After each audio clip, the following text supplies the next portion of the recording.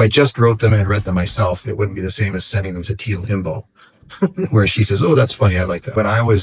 I started practicing law in 1988, and in 1996, I got my first computer on my desk. And there was a thing called email that I discovered, and all of the lawyers in our office got it at once.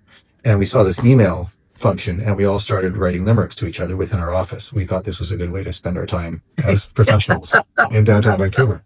Please don't tell the partners of Alexander Holborn. That's what it was. And so there's just this weird little group of about 10 of us that would write these limericks back and forth when we were supposed to be working. So fast forward to 2018, I've now left downtown and I'm now practicing law in Squamish, and I'm getting towards the end of my career, and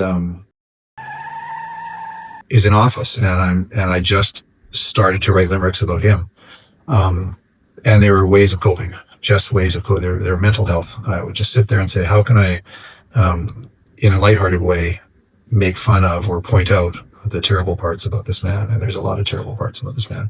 And because I enjoy the mental exercise of trying to rhyme and get the rhyme and the meter right, and also make it a little bit funny maybe.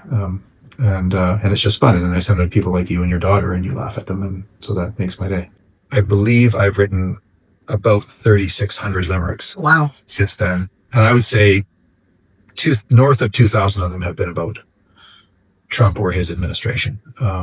When I do it about current events, it's almost like a timeline from 2018. We're always commenting on what's just happened.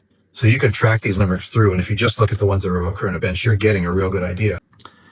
Yesterday, those Republican slime chose a great way to waste lots of time. Brought in Hillary to quiz, but not Donald or his own first lady, the ones guilty of crimes.